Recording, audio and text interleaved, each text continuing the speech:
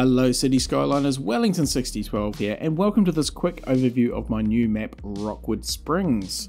We'll hop straight over to the Steam Workshop page and have a look at some stuff on here, and then we'll go into the map editor and have a bit of a fly around. So first of all, some nice little photos there. We do have at the end there some pictures of the various ore patches and things. We'll come back to that in the map editor. List of required items. So yeah, there's nothing here. It's quite a long list and there are quite a few items used. There's nothing here that I think is actually going to break the game if you don't subscribe to it.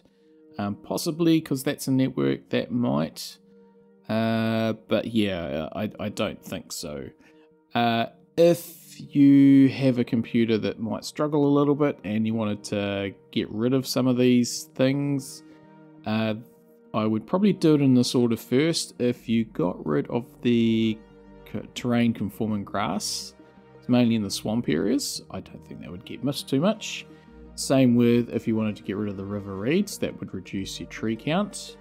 The rocks, again, not necessarily absolutely vital. And yeah, the bridges are just there, and they have vanilla roads that actually make up the road. So again, if the bridges weren't included, I don't think you'd miss them. Yeah, so and lots of trees throughout the map, more than the 250,000 base game maximum. So that's why I've got the tree anarchy in here. I did load up the map at one point without this mod, and yeah, it seemed there was a lot less trees, but they still did seem quite spread out and they're a bit more sparse, but it didn't look too terrible, to be honest. So yeah, so I've put all this into a collection as well, so they're all in there. And if you do decide to download the map and you do decide to subscribe to any of these assets or mods, please do support the creator and give them a thumbs up as well. So a little bit of a blurb here about the map, but we'll actually go into the map editor and have a look at it. There's a link there to the playlist for Rockwood Springs, which when this map releases, the first episode should be out. Okay, so we'll go into the map editor to have a look at all the resources and networks. So we'll start off with the highways and rail. There are 4 of each connections. So the first connection comes in down here. We've got rail and highway there.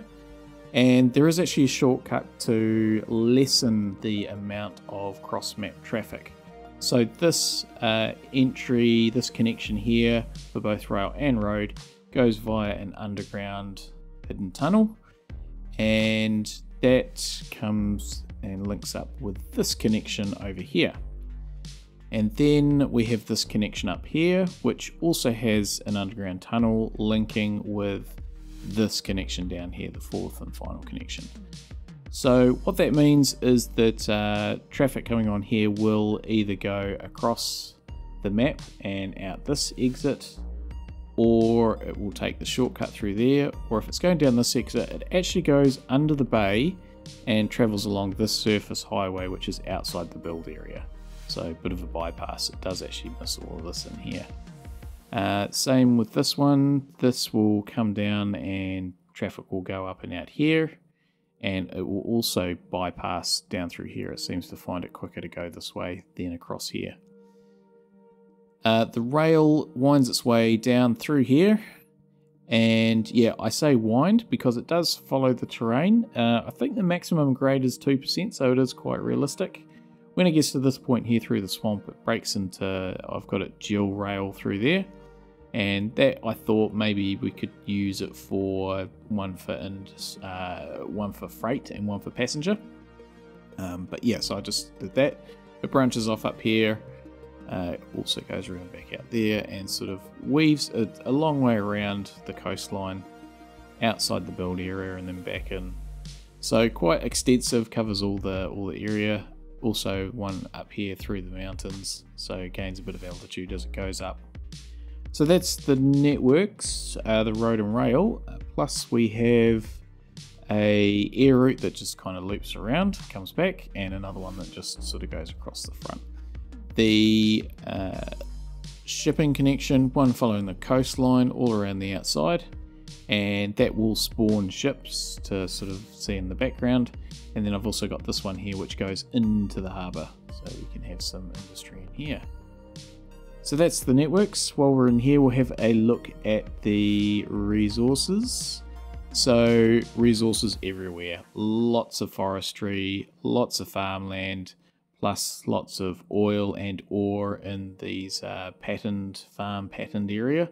No, it's not to everybody's liking, but yeah, I think it just helps break up the map and gives you options later on. And then offshore, we do also have oil under all the water, so that gives us opportunities for offshore drilling. So on to the wind, so lots of wind around the place. If we go into the start square, which is down here, you can see that there are some sort of cliffy areas which will be suitable for some wind turbines to get you going, but probably later on you might be looking at up in the hills somewhere if you choose to put a wind farm in. And sticking with the start square, if we look at the water flow, there is lots coming down these rivers. And what that means is that it is flowing out of the harbour. And then we've got, here in the start square, we've got a little bit of a bay here that you can suck water out of for your intake, your water supply. And my intention is to put my outflow on this creek here. And you can see that will head out and away from your intake. So we do have two separate places that we can get water from and put it into. Here in the start square, this is actually the springs, which is the namesake for the series and for the map, Rockwood Springs.